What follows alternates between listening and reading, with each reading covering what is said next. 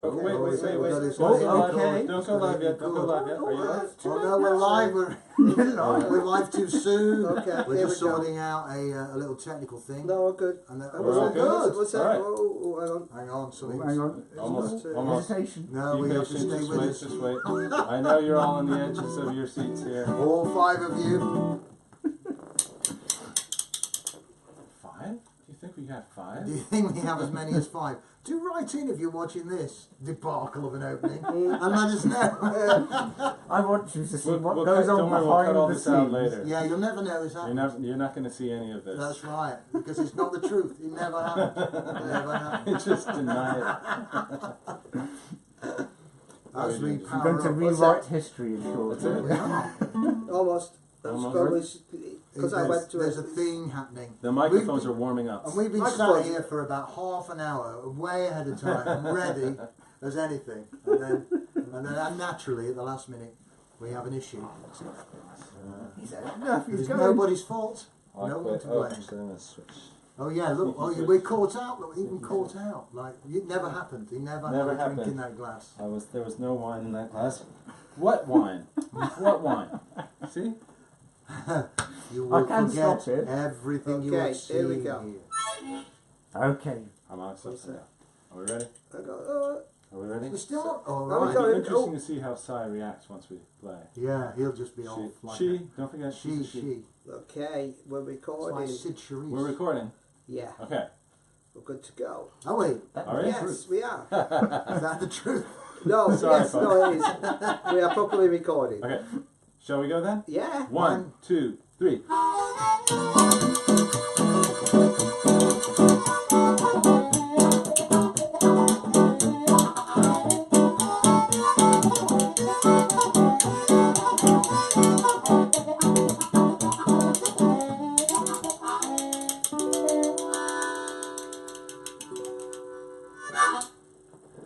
You're finally listening to Thinkative, Sorry about that. the podcast for philosophers, seekers, and the generally curious. I'm Tim Newton, And I'm Matt Parker, and this is Jason Reed. Hello. who's usually an excellent engineer. I Yeah, just went, I haven't even had a drink. yeah. And we're all here tonight, or are we? Oh, wait, To talk about truth and all its variants, which ranges from truth right the way through to big fat lies, I suppose. But let's not forget to mention our fabulous camera operator, Gav. Gav. And, Gavin, yeah. Yeah. And Sai is with us again. Sai, tonight. dog of truth. She must be a lot bigger than she was last time she was on camera. Yeah. Is it the same dog? Yes. We should have snuck in another dog. Oh, and I should say, if you're watching, because we are, I'll be monitoring Facebook, so if you've got any questions about the Yeah. truth. Right. Or yeah. comments or rants. Yeah. Yeah. Let's Please. Yeah. keep it, That is interactive. Yes, indeed. We're dying to know the truth because apparently it is out there as far as we know. Or is it? But before we even get down to that, here we go. Important part of the night. The wine. The wine. This week's wine is Viñedos Barijuelo. Oh, Yeah, that's from Sainsbury's, that is. And it's a Does it say Rioja. Sainsbury's on it? No, it doesn't, no. But it's a Rioja you Crianza, a Spanish one. And we're going to open it with the rabbit, which has never been seen before. And now must be seen, only heard. This has only been heard before, the rabbit. But yeah, please, Matt. Let me do the honors here. Yeah. If you've never seen this kind of corkscrew before, it's so super easy. Yeah, look at that. Nobody believed me when I told them. What? Yeah, There you go. there you go, Has silent. it got a portable version of that? No, but it The comes one with that a comes out with a strap. hand knife. Your Oh. glass, sir. Oh, my glass. Oh, thank Alright. you. Only too happy. Yeah, that's great. Okay. Little wine, Jace? Oh, why not? Why Yeah, not? Here we go. Can you reach it? Jason is not driving home tonight, No. so everything's fine. That's the truth, officer. And he hasn't been drinking either. Okay. Well, as they Now, say, oh, sorry. You know what? We Oh. need that cork. I'm sorry to say. Oh. She loves to chew up not cork. that we're going to be putting it back in the bottle, of course. Right, but we're going we to get will some need it. philosophy here in a sec. Yeah. Well, all right. I'll just put the wine someplace safe then. So, Where's he gone? He's off. Right. She's off. She's off. I know. I have a hard time remembering that she's. Yeah. I was saying it's like Sid Charisse, you know. It's the kind of bloke's name, but Sid was definitely a woman, wasn't she? Oh yeah. I don't know who that is. Sid Charisse, wonderful leggy dancer. Yeah. Anyway, Ah. here's to Sid Charisse. Sid And- Charisse. That's the truth. And truth. To Sid Charisse. Right. Right. Yeah. Well, Well. Mm. So I just thought that that truth, and we talked about this last time, is a topic that's kind of on everyone's mind. Yeah. There's this. What's up, Jace? You all right? Yeah, it's disturbing. It's disturbing. Yes. There's this whole there's this idea of post-truth and alternative facts and all this stuff going around.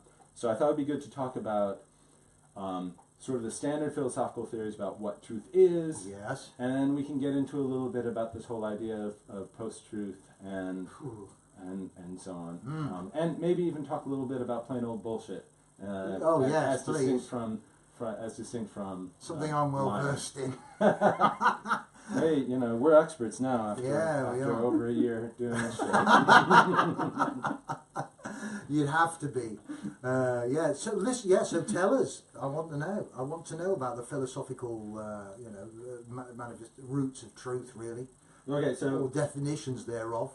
let's Very good. so Aristotle made a very famous statement of what truth is, and I think you're going to find this terribly enlightening, right? It says, "To say of what is that it is not, or of what is not that it is false. Yes. While to say of what is that it is, and of what is not that it is not, is true." Yeah. Which is a bit like saying, red is red and blue is blue. And blue is blue. So that's it. There you go. Show's over. Oh, well, I'm You've glad done we it. sorted that one out. Right, with the drink. Top us Yeah, up, yeah. Go on. Well, really, yeah. I mean, that was probably, a your- useful quote, but actually, pretty much, just going to say what is true. To say what's not is right. Yeah, but basically, that doesn't get us very far. Doesn't get us very far. But I think there is some content in that. There's a little bit at least, right? Okay. So one thing that comes out of that is, from Aristotle's point of view, truth is a property of what we say. Right? So this is one of the things that philosophers talk about with regard to what truth is. The question is, what are the bearers of truth? What things are true or false? Is it people? Is it words? Is it something more abstract called a proposition? Okay. Is it beliefs? Mm. Ideas? What? So there have been lots of different views about this. Yeah. So one view is that it's your beliefs that are true or false, right? And that your beliefs correspond in some way to how things are in the real world, or they don't. Right. Right. Yes. So, and the way I've put that, so I've said two things there. One is that the bearers of truth on one view, and this is sort of the view that Bertrand Russell and G.E. Moore had back at around 1900 in Cambridge, right? Right. So the view is that that we have these beliefs about how the world is, and either they match up with how the world is or they don't, Yeah. right? But the beliefs are true.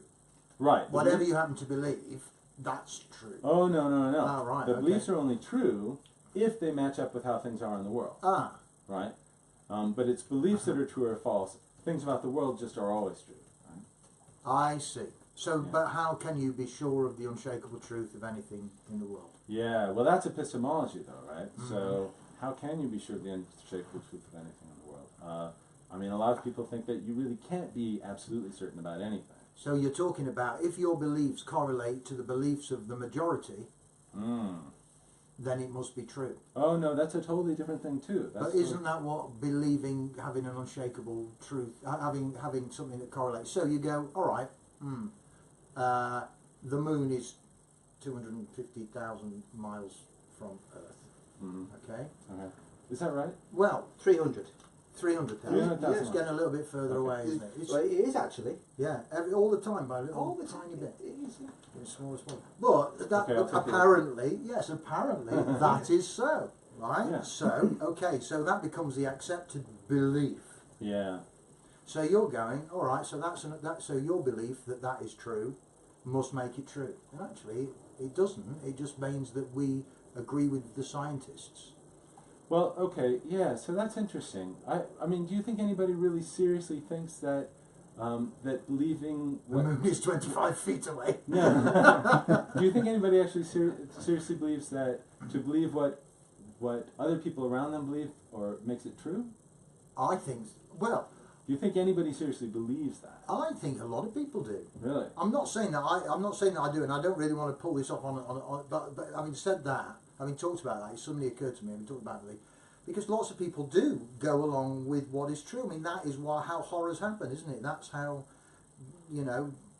what terrible things happen, because a lot of people start to say it's true, and that's kind of what And look at conspiracy theories. Yes. How prevalent they are. Yeah. Mm. It's like that. I was working with someone a few years ago in TV, and she was an assistant producer, and we were driving back, and well, I happened to talk about the moon landings, which I remember very well as a boy. Yeah. I told you this before. And she goes, "Oh, you don't believe in all of that rubbish, do you?" Right? She was like 25 or something, only a few years ago. I'm sorry. What do you mean all that rubbish? Oh yeah, really? What do you mean all that rubbish? Nobody ever landed on the moon. It's all been proved to be, because this documentary come out, was speaking to another generation who hadn't got any memory of it, and they believe the documentary. They believe that shadows don't converge when they actually do, and But I was going to, it just really makes me furious. Being a child of the space age, it makes me furious that people think that. Mankind's greatest achievement. Yeah. And they'd rather believe a YouTube documentary. But enough people, it's like this terrible thing that's been happening on Google, this Holocaust denial thing that was going on. Where if you type in the Holocaust was, the first thing you got coming up was the Holocaust was or never happened. It was a fake, which is terrible. But it's because there's all these people have bought into this idea that the Holocaust never happened. But of course it did, and that is the truth, and an unshakable truth as far as I'm concerned. But a lot of people believe that. And so people believe, this is the thing that Trump's playing with. I think you tell a lie 3 times, people start to believe it. And then you it snowballs, and then the truth is yours. He's trying to appropriate the truth by coming out with all this absolute... It clouds it all. Yeah, it clouds It's what the chaotic. truth is. Certainly clouds the truth, but I think we use the truth kind of loosely sometimes, especially when we talk about things like that, right? Yeah. We use the word truth loosely. You say that it becomes the truth. What you really mean is that people really start to believe it. Yes. It becomes the accepted truth. It becomes which, the accepted which doesn't make truth. it true, right? No, it doesn't. Okay. So then if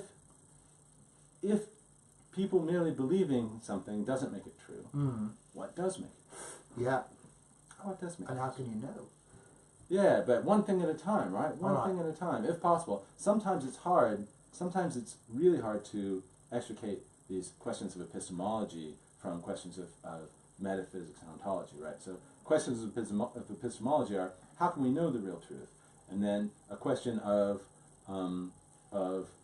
metaphysics is, what is the real truth, right? And what does it mean for something to be true? But then there are some philosophers who will say, well, look,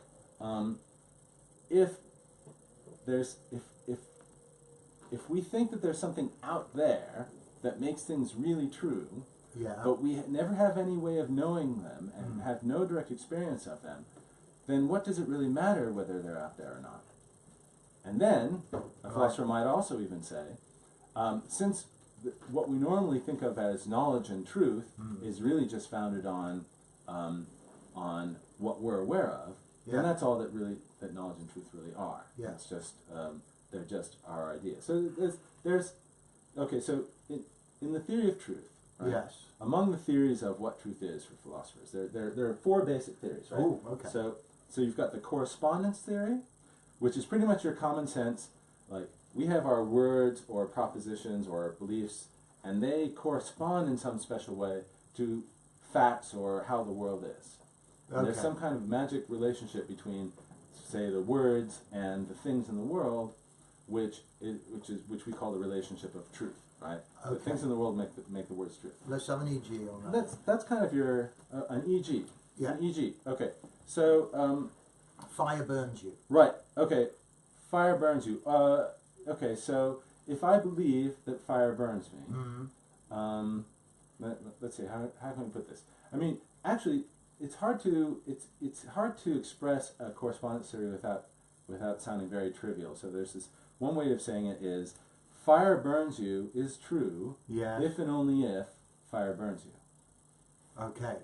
Right? Yeah. So it's, if the world is such that it matches the description you've given, then the description is true. Right, okay. All right. Very common sense, right? Yeah, or that's, so it would that's a seem. common sense thing. The details get pretty hairy because, you know, arguments about what are the truth bearers and are there such things as facts, and so on. Okay. Okay, but first you've got the correspondence theory. Now the other classical theory is the coherence theory.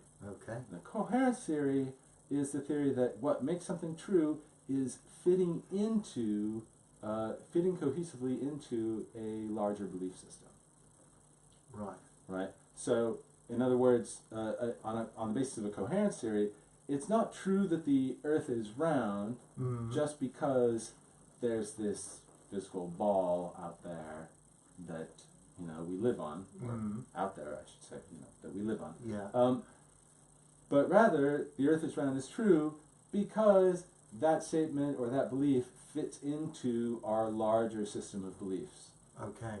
Okay, so that's the coherence theory. Right, okay. What else we got? Then there's the pragmatic theory. The pragmatic theory says that, or a classic statement of it is, truth is the end of inquiry, which means that truth is the beliefs, consists in the beliefs that we approach as we continue to investigate and learn.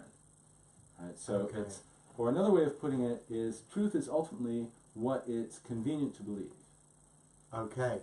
Right? And that's not as crazy as it sounds, because it's actually very inconvenient to believe that there's no such thing as gravity. You know, say if you're on top of a building, you'll find it very inconvenient to believe the wrong laws of physics. Yeah, right? yeah. So okay, so that's called the pragmatic theory. Yeah, if you were falling, it'd be very convenient. Yeah. Yeah. Well, it'd be If you were falling to the ground, it'd be convenient to believe in the lack of gravity, wouldn't it? I suppose it would actually, because then at least you But you wouldn't be so falling. frightened. But then, yeah, exactly. But you would be falling, and then you would go, oh, this is really inconvenient. I'm going to hit the ground. I better believe that gravity doesn't exist. And then you just stop. And then you float. just stop. And Yeah. Well, let's put it another way, right? Suppose you've got sort of a rickety bridge over a canyon, right? Okay. So if that bridge is too weak to hold you, right? Yeah. Then it's very inconvenient for you to believe that it's strong enough to hold you, because what you're going to do is walk across the bridge and fall. Yes. Right. On the other hand, if you're actually falling, Yeah. it's convenient to believe that there's no such thing as gravity, Yeah. because then at least it gives you some hope. Yeah. You might not be so afraid. Yeah. There's just time to think that as you plummet into the ravine. Yeah. So that's the what? So what's that theory again?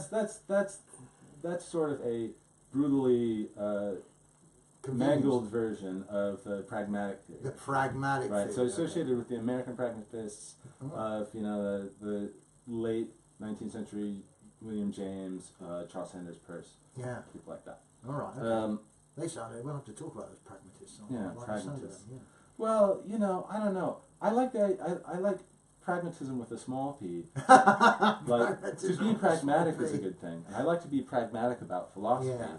But they believe that meaning consists in usefulness and truth consists in usefulness. Oh. And I think that's all going a bit too far. Right. Okay. And then the last of the top Boo to the four pragmatists. theories. Yeah. Okay. Yeah, We've got a well, countdown. Yeah. the last of the top four Coming in at number one. coming in is the so-called deflationary theory of truth. Oh. Right.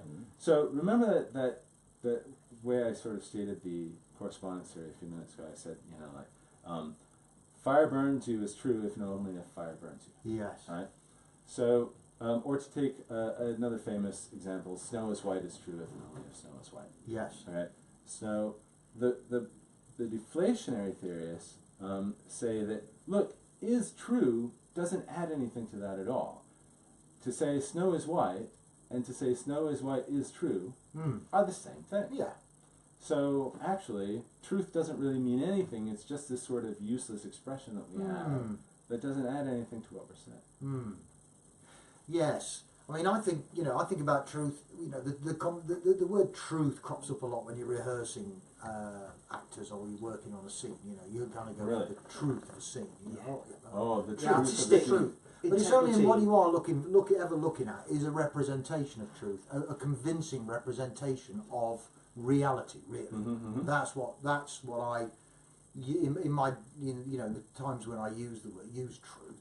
That's when it crops up. You're kind of holding up as to a mirror up to nature. You know, to quote Yeah. Melodious. Well, and according to the correspondence theory, that's what truth always is. It's a representation, Yeah. and it's a true representation if what it represents is how the world really is. Yeah, it corresponds to our understanding, of the world. So for actors trying to get at the truth of a scene, does that mean that they're trying to find some truth about life that's expressed in the scene and trying to get at that? Yeah, they're trying to bring it out. convince. Yeah, they're trying to draw you into a convincing picture of. I mean, this particularly with sort of natural. That's naturalism, isn't it? So within a naturalistic setting, which usually is film, tends to be super naturalistic, and it needs to be an unquestionable. You don't need to question at any time that this person isn't that person that they're pretending to be. You know, feeling the things that they're pretending to feel, and doing what they're pretending to do. So you need an authentic experience as a viewer and as a performer. Oh, okay. So really, so that's my that's where the truth comes in on a practical level for me, and obviously, just but that's whenever I think of truth, that crops up a lot in rehearsals, obviously, because it's a conversation. And I remember at university doing English, doing the Romantics. Yeah. Keats saying, was it, beauty is truth and truth is beauty, and that is all there is. Yeah, to know. Yeah. Yeah. What you does never that need to even know. mean? I don't know. Understood Yeah. that. Sounds know. good. It sounds good. It's poetic, isn't it? Oh, it's poetic. It's the romantics, isn't Yeah, it? you say Yeah. it to a girl, don't you? Beauty is truth. Yeah. Truth, beauty. That is all you need to know. Something like that. Yeah. I And like it doesn't. that one. I mean, I go. It's just a pure. The joy of the aesthetic experience is the truest experience you'll ever get, which is a bit shy, really, if you think about it. But it sounds nice. Yeah. That sounds more fun than the pragmatistic approach, which just sounds like a killjoy sort of thing. Of if it's not true, then it's non-functional, and there's no. You couldn't have a joke in a pragmatist world, could you? Well, I don't know. Jokes are a kind of use, a kind of convenience. I'd love to see a pragmatist stand-up. That sounds. That'd be an interesting that's one. interesting. Yeah. I've just flown in from. Yeah, I've just flown. Instead of going, I've just flown in from Chicago, and boy, am I'm tired. I've just flown in from Chicago on a Boeing 747. They've landed at 7:15, and I've got the cab here to the theatre. Thank you very much. And boy, was the And wait boy- at the carousel So long. a really long time I was waiting there, Not at all let me convenient. tell you. But yeah, so maybe that's. I'd like to see. Yeah. Hey, my dog has no nose. How does it smell? Well, it just doesn't. Yeah, I think there's a Pragmatist comedy, yeah. pragmatist comedy. Yeah, I think it's time. It's probably time in this time of this whole kind of this. This is the thing. I mean, the reason we're discussing this is because truth is being severely challenged Ah, yes. by you know who, Yeah. and it's bizarre because he's taking on the institutions we've been relying on. Or, I mean, the thing about this as well, as a filmmaker, you can make things appear however you like. To be honest, if you have a little, say, I make a political film about a small march. If I want to make it more exciting, I can add, the way I film it, I can present it as though there were more people there, things like that. So you can distort the truth, but we tend to rely on the media for an accurate representation, as far as we know, of what's going on in the world. They know more than we do anyway. Yeah, if somebody says Aleppo is bombed and rebels are being forced into the northern sector, we go, well, I've got no reason to doubt that. And from the pictures, I believe you. So we've come to rely on the media, and now that whole media is under attack by a group of people of a cabal in the most powerful country in the world, trying to actually stop people believing in in flows of information, and to start start imposing their own flow of information on the world. Yeah. So Trump is really trying to circumvent the whole thing. And actually, this is funny because you've heard this expression, post-truth, right? So, right, people say that we're in this post-truth world, and we can talk more about what that means. But the term comes from this book from 2004 by this guy called, Ralph Keyes, right? Yeah. Right? It's a book in 2004. And I haven't read much of it, but we can talk a little about what he means. But I was surprised to see that back in 2004, who was one of his prime examples of a post-truthist, right? He says, I'll just read this little passage, okay? When Trump, The Art of the Deal, was published, Donald Trump claimed that 200,000 copies had been printed, that the Today Show planned to interview him 5 times, and that the issue of New York Magazine with an excerpt of his book was the biggest selling ever. In fact, 150,000 copies of Trump were printed. Today interviewed him twice, and New York sales figures were not available at the time that he made his claims. In his book, Trump called this kind of braggadocio truthful hyperbole. Truthful, I guess, is ironic in this case. Truthful hyperbole, he calls it. After The Apprentice became a hit, his TV show, Trump claimed his television show was the season's ratings leader when it was actually number 7, and said he was America's highest paid television personality. A Fortune magazine reporter who debunked these claims, and many others, concluded that Trump's boasts about himself were at best loosely truth-based. Loosely truth-based. Based on a true story. Yeah. That's right. Inspired by true events. And this is one of the things that Keyes points out as indicative of this post-truth era that he thinks we're in, right? So, which is that we have loads and loads of these euphemisms for false and lying, right? So, what was it? Truthful hyperbole, as Donald Trump himself put it, and loosely truth-based. He's got a whole list of them here: poetic truth, parallel truth, nuanced truth. Don't forget spin, non-full disclosure, selective disclosure, augmented reality. Oh my God! And of course, nowadays we have our new favorite, alternative facts. Yeah. Alt facts, alternative facts. Yeah, that's awful. What's her name? Kellyanne Conway. Kellyanne Conway, yeah. But it used to be, you used to get this sense, everyone goes, oh, I don't trust politicians and all that. Yeah. But when politicians were blatantly caught out lying, there used to be a sense that they had to kind of backpedal and apologise. Yeah. But now what they do is they just kind of push it further. Yeah. Double down. Yeah, double down. Extra bull burger. Yeah, it's true, and it's interesting that this book was published in 2004. So that was the George W. Bush era, and to my mind, Bush and his group were really pioneers of this sort of post-truth technique, because they would say something false in a news conference, and there would be a whole lot of hubbub about it, and then the next day they would retract it or correct it. But the retractions and corrections don't make much news. No. So it's the initial statements. I think we said this before. So once the lie is out there, it takes on its own life. And so it's a very powerful technique to just lie and then retract it later, but nobody cares about the retraction. But nowadays, like Jay says, they're not even doing that. They're just doubling down. Well, that's I know, and it's grim. Quite openly doubling down, and that makes you start to go, well, but it does what it does is it disrupts your compass. It sends your compass spinning, so you stop being able to instinctively believe in certain channels of information. Over time, that is what happens. It's like, because I think Trump in The Art of the Deal has got a phrase in there, I've read somewhere. Really? You tell a lie 3 times. Oh, Yes. okay, that comes from that. And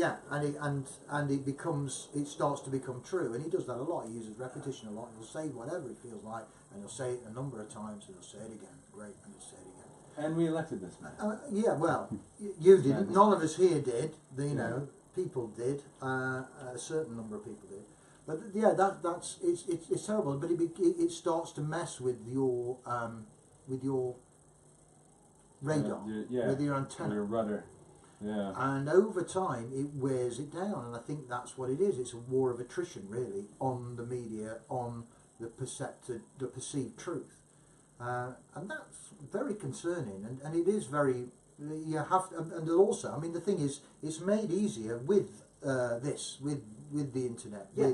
with this I flow of often information. think that the internet is as responsible for a lot of like conspiracy theory, the proliferance of conspiracy theories.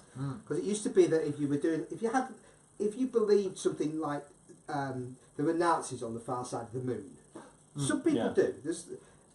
You would be a kind of lone person Yeah. in, I don't know, Norwich, and you might make a small leaflet that you posted on some wall of some cafe. Yeah.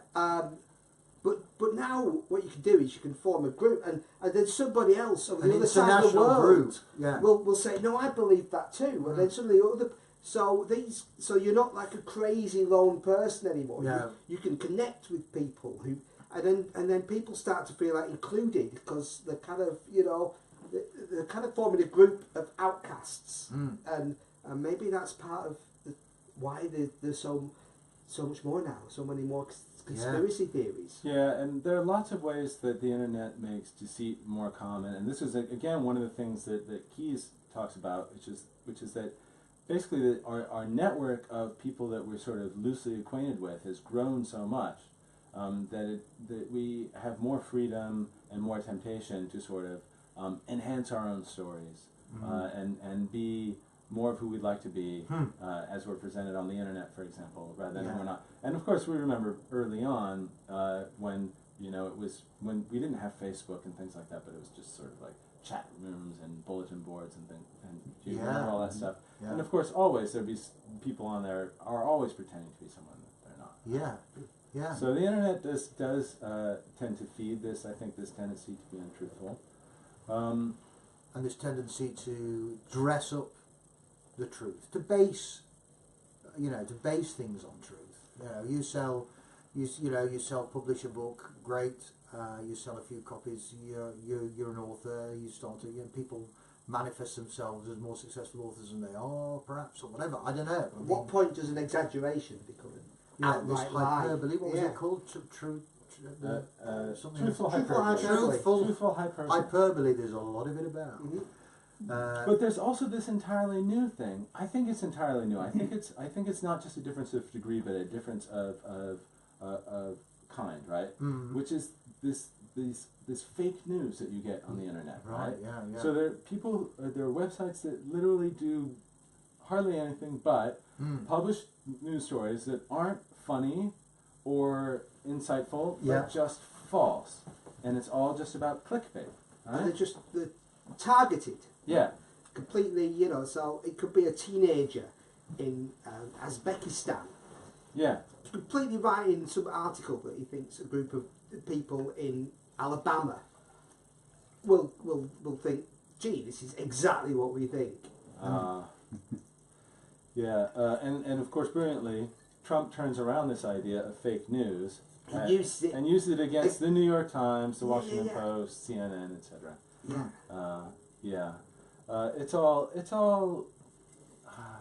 It reminds me of Spinal Tap, the bit where they're in the corridor and it's just that little twist between clever and stupid. Yeah. It's just that Trump. It's just that little twist between that truth and fiction, But now here's one of the interesting things that Sean Spicer and Kellyanne Conway were saying, which is that when they talk about things like alternative facts, they're partly relying on the belief that we can't know. Like what they said about the crowd sizes for Trump's inauguration, for the Women's March, things like that. Yeah. We can't know. There's no way to calculate accurate crowd sizes. So you have your numbers and I have mine. Yeah. And while I don't think that they're metaphysically denying that there's a correct number of people that attended these events, they're saying that we can never know that, and therefore, everyone's sort of free to give their own wonky estimates, however poor they may be. Yeah. Right? Yeah. So, in a way, then the philosopher's skepticism kind of creeps in there as a justification for this notion of alternative facts, and we'll never get at the truth. So the best truth we can have is just your truth, my truth. Trump's got his truth. New York Times has got their own truth. And who can we start to, and then we have to gravitate. I mean, we all gravitate to what we've all got. political bias, to various degrees. We gravitate towards information that, we were talking about this before, that serves our reality tunnel or fits in with our perception of things. I mean, we tend to do that. I think what happens on a certain level is that you start to become much more wary of everything. I mean, I think that's been creeping in to the way I view information now. I'm a lot less accepting, because even on a simple level, where you've seen something interesting, on the web or something, you go, oh, that's great, oh, share that, like blah blah blah, and then you realise, oh, it was something that happened 5 years ago. Oh, what was it? Oh, I didn't notice the thing. Oh, and it's not true, and you go, oh God, now I feel a right idiot, and somebody points it out, which is good.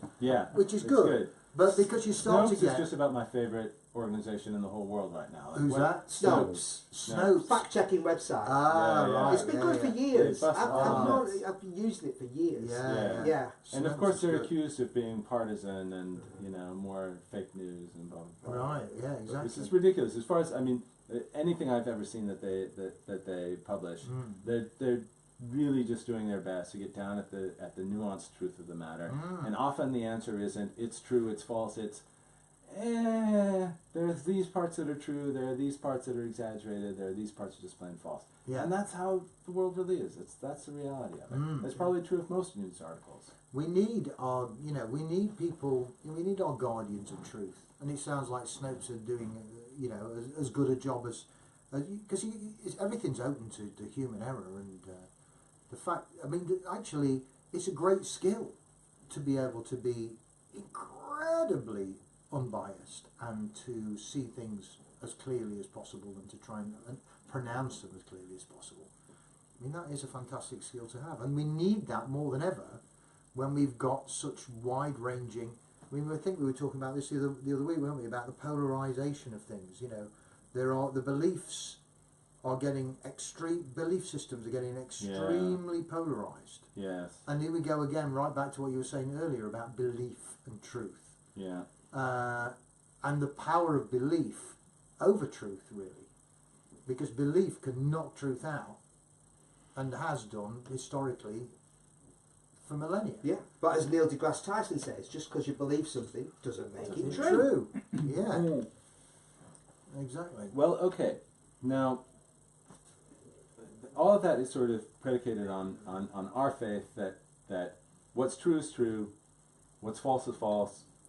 Doesn't matter what you believe. Doesn't matter what your conceptual scheme is. Doesn't matter what your belief system is. There is a truth. There's just facts that are what they are. They're ineffable, and then there's our beliefs, which are usually wrong. Right.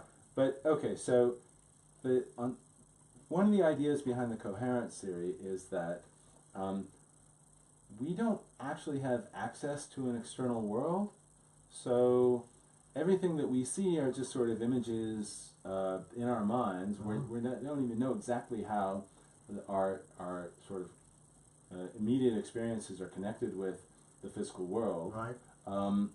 And there's also an argument that the only justification for a belief is another belief.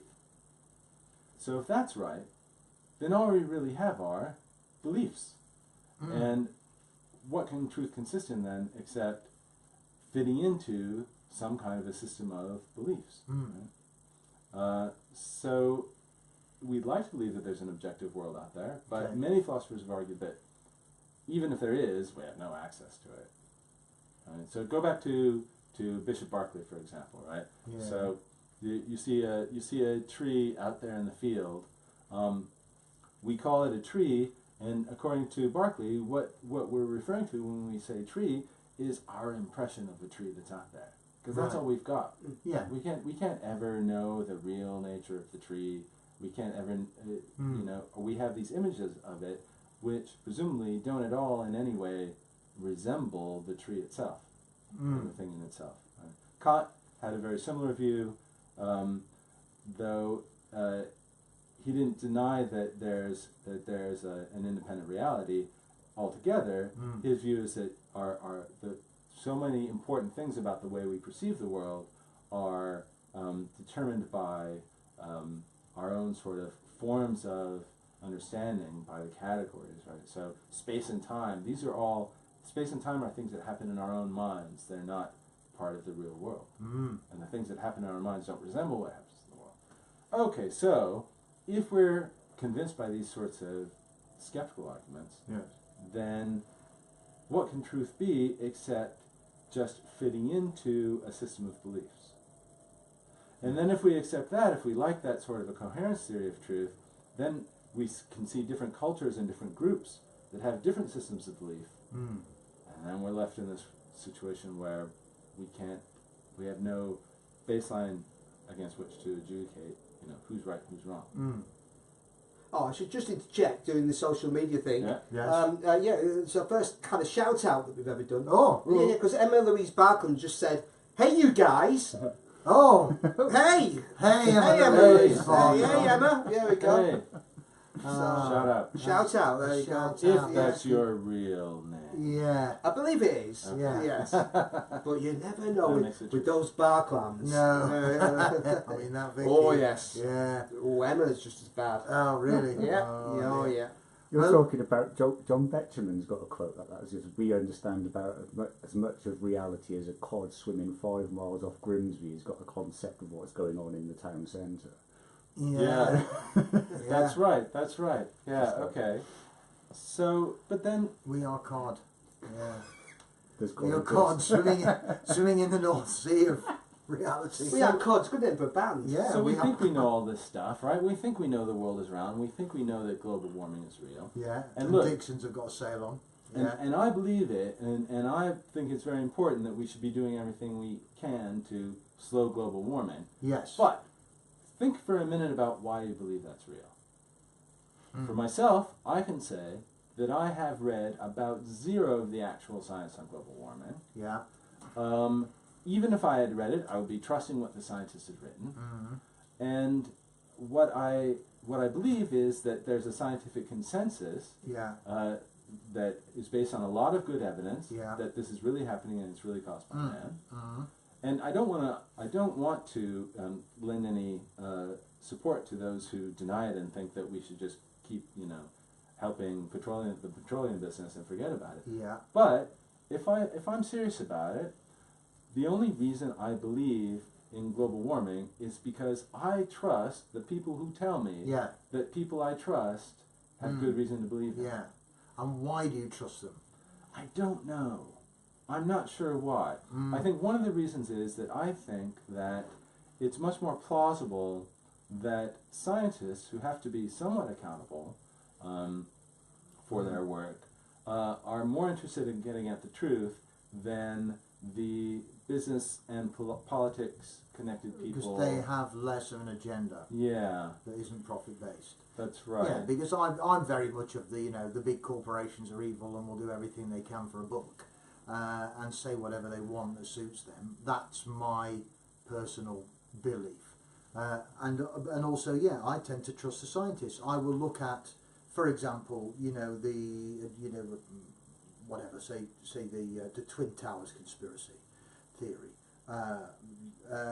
Never has been a paper presented in science, in Nature, which is a huge scientific thing, or in the New Scientist. No one has come forward with a serious paper, although loads of people have claims of other ones. People say things like, "Oh, if a plane flew into a skyscraper, that wouldn't happen." I Yeah. said, "Well, what other plane flying into a skyscraper have you got to Have test you that ever theory seen? against?" It's Yeah. only happened once. Yeah.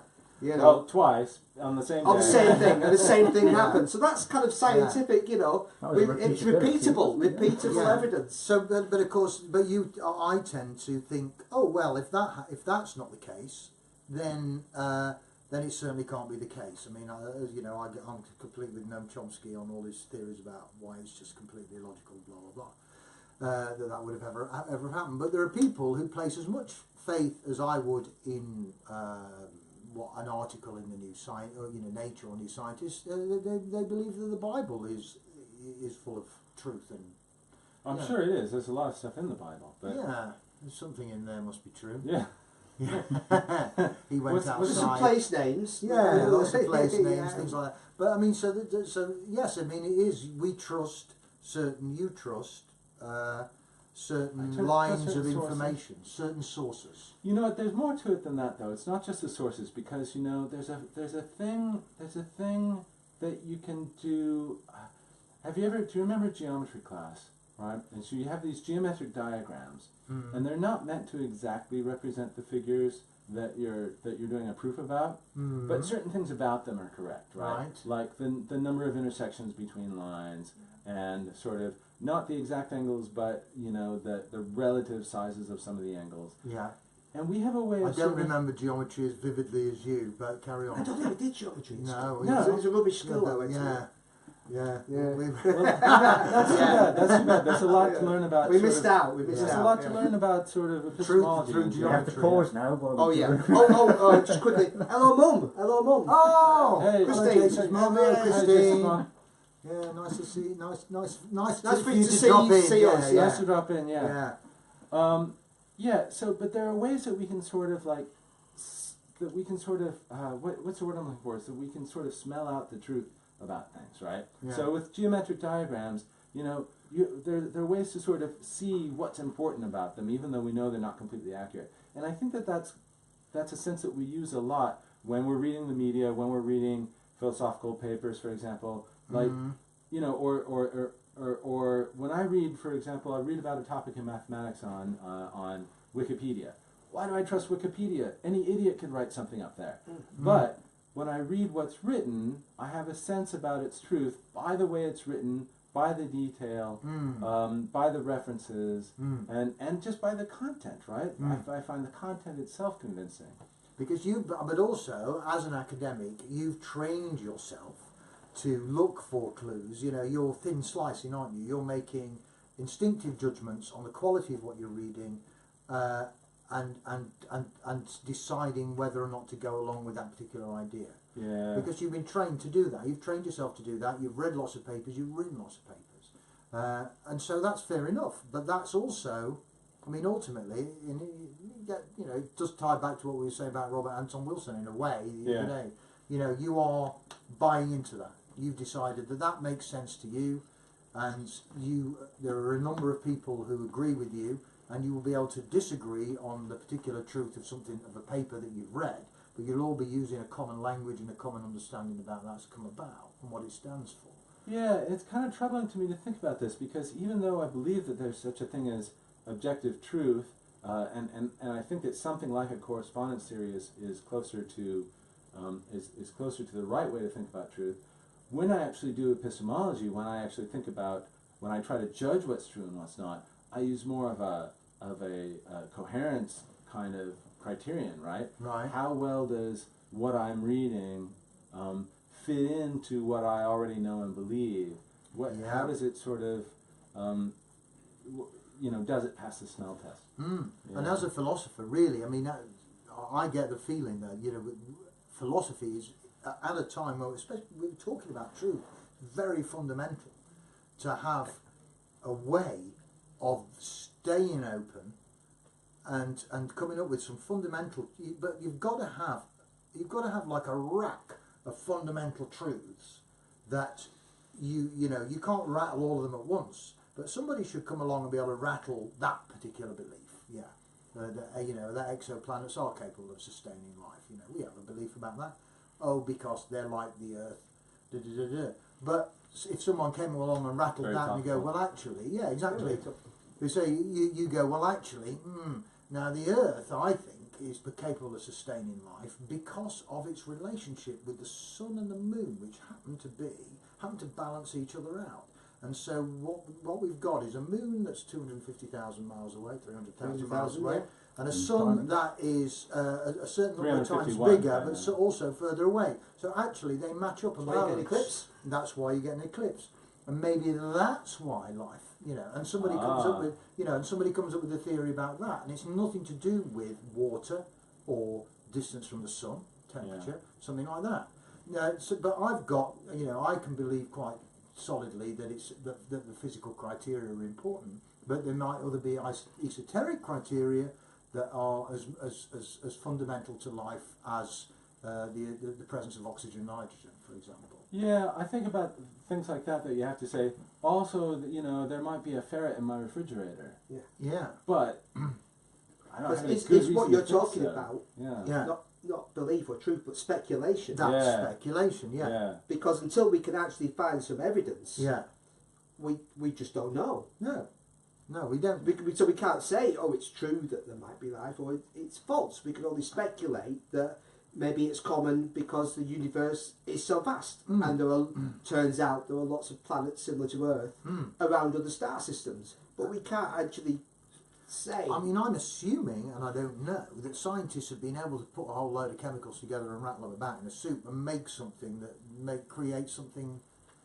Yeah, that lives. I remember They've done actually that. they covered this on Cosmos like back in the 80s. Did they? They've been able to make Carl Sagan's some kind of like an amino acid soup by like electrifying certain certain simpler chemicals in a Yeah. but Yeah. So I'm assuming you can do that. Yeah, it might be an experiment that needs a few billion years to sort of. Yeah, but Yeah. you can get enough of a spark out of nothing, or the right amount of soup, to make you think, oh yes, well exoplanets are quite capable of. Slight tangent though. Yes. Corey Bolus says aloha. Corey. Yeah. Hey Corey. Hey Corey, and he says it appears to be about the truth in the news and the like. Is more about ideological subversion. What do you make of that? Yeah. Oh. Yeah. Well, ideological subversion. Now I wonder what. What do you mean by that, What do Corey? you mean, Corey? Yeah, Corey, What do you mean by yeah. ideological subversion. Tell us what you mean by ideological So subversion. ideologically motivated, I think that's what he means, like ideologically Yes. motivated subversion. Yeah, right? yeah. Okay, so So you're faking something. The Bowling Green Massacre. yeah. It's a fake Do you think thing that was to intentional? try and make a point. Do you think that was intentional? BS, No, or was no. it I think she just the stream of whatever just comes out. you doesn't know know what that that is right. actually, right? So we've been talking about truth. We've been talking about falsity. There are truth, lies, damn lies, statistics. It's Kellyanne Conway. Yeah. And so like that fits in this category of bullshit. Oh bullshit! So there's this really interesting little book by Harry Frankfurt. It was a very important moral philosopher, but his publisher had this fantastic idea of taking one of his sort of longer essays about bullshit and putting it in a little book and putting it next to tellers at bookshops. Fantastic! Yeah. Oh, listen, there's This is this. a plug. Sold a number of them. Yeah. It's a very interesting little book. It's sort of like an introspective conceptual analysis of what bullshit is that makes it different from other kinds of untruth. Let's talk bullshit. So Have you got a quote? Is there anything? I don't have a nice quote or anything, but his idea, Make one up. what bullshit is. Yeah. That's just it. Just open it, pretend. Basically, what he comes to in the end is that what makes bullshit different from lies is that bullshit. Well, actually, he makes an interesting point about the word shit, right? Because a shit is never carefully crafted. Speak for yourself. It just comes out. It just comes out, and it may be more or less coherent, or it may not. But it's something that's done with a complete disregard for the truth. So whether you're a politician, whether you're just talking crap at a party, or whether you're in advertising, where the bullshit is carefully crafted, but it's crafted without a regard for truthfulness. Just had a Facebook Yeah. question, Oh. which actually directly relates in a way to what you've just been saying. Okay. Charlie Cowan says, "Do arseholes know they're arseholes?" Apparently not. I guess there was some Are research. also self-aware? There was actually some research very recently that showed that people who think they're very smart are often very stupid and too stupid to know that they're stupid. Yeah. I can't remember the details of this research, but I think we've been seeing a lot of that in Yes. the world recently. Yes, I don't know. There's but that we've great all quote, been guilty at some point. I don't know who said it, but he said, "When you're dead, you don't know you're dead, but it's difficult for others. It's the same when you're stupid." Yeah. Yeah. Yeah. Exactly. I just opened this up here on bullshit, and there's a quote here. There is a distinction between a person who tells a lie and a liar. The former is one who tells a lie unwillingly, while the liar loves to lie and passes his time in the joy of lying. The latter takes delight in lying, rejoicing in the falsehood itself. That's by ibid or ibid. Yeah. So That's a quote. That's a quote within the bullshit book. So just to say that you know there are elements of truthfulness within the bullshit book even. You know, I think the whole thing should. It sounds like it's too honest. The whole thing should be bullshit. Book. You should get to the end and go, that was just crap. bullshit. But look, there we go. We're recommending On Bullshit by Harry G. Frankfurt. Don't say we never share anything with you. Yeah, we'll get commission. Yeah. By the way, we enjoying the wine. It's lovely. It's nice, isn't it? They're very nice. I'll just a little plug for that again in case anybody fancies. We need sponsorship. We do. Yeah. Viñedos Barrijuelo. Well, you know, the Sainsbury family actually has a philosopher. There's a Mark Sainsbury I know he's written a nice textbook on philosophical logic. Oh, he'd bring some good wine, wouldn't he? Yeah, right. We should get him Yeah, on. we should bring him up. Yeah. Are we anywhere? Oof. Wow, Are we anywhere strong near? too. I tell you No, what. no, no. Well, let's just have a little. How many spot people watch. seek the truth in a bottle of wine or a glass of whiskey? Where does that expression come And from? discover From it. Vino Veritas. That means if you've drunk enough wine, something will slip out. Yeah, Right. yeah. There's no, there's no hiding behind wine, really, is there? Things do come out. I'm sure there are ways to hide. Yeah. Well, I mean, yes. I mean, we've all You can all always done just that. say it was the wine talking. This is what we'll say tomorrow about this episode. Yeah, it was the wine talking. But it's been very nice wine. I mean, I don't know. Where are we? We're very close to the end, and it We're near feels the like end. we're reaching a natural halt to our bullshit and our truth and our lies. Is there some summation of philosophical way of Oh, if only we were that skilled. finding the truth? Yeah. Excellent. Conclusion. What we could come up with a good conclusion for next time. Yeah, at the beginning, maybe we should do the conclusion of each previous episode at the beginning. Of the next one. Yeah. When we have time to think about it. Time to think about it in a sober Look state. in the act of a eureka moment at the start of each episode. Well, what I've thought of is that truth is very important to a philosopher, and philosophy is very important to truth. But truth is very important to all of us, and Yeah. I think this is becoming clearer and clearer right now. Even though that we seem to be in a state of the world in which truth is less and less valued, and perceptions and persuasion are more and more important. Right? Who cares if it's true? Just throw it out there; they'll eat it up. But truth is important because, and this is something that the pragmatists had right. Because if you get it wrong, it's going to come back and bite you in the ass. Yeah, I think that's pretty much the important point, isn't it? yeah. Don't let it bite you in the ass. Stay Well, true. Stay so- true to yourself. True to your ass. Yeah, and to your own self be true. You know, that's... Do you want to ask me true? Yeah, to your own ass. Here's to that. Cheers. Cheers. Cheers. I'm not pressing stop now. I think we need No, to. no, no, no, we need to play out. We've got to play out. Oh, of course, yeah. Don't turn us Hold your off. horses there, Gav. Hold your horses. Oh, he's It was ready to so go easy. out. I've Got got some music itchy here. trigger finger today. 2, 3.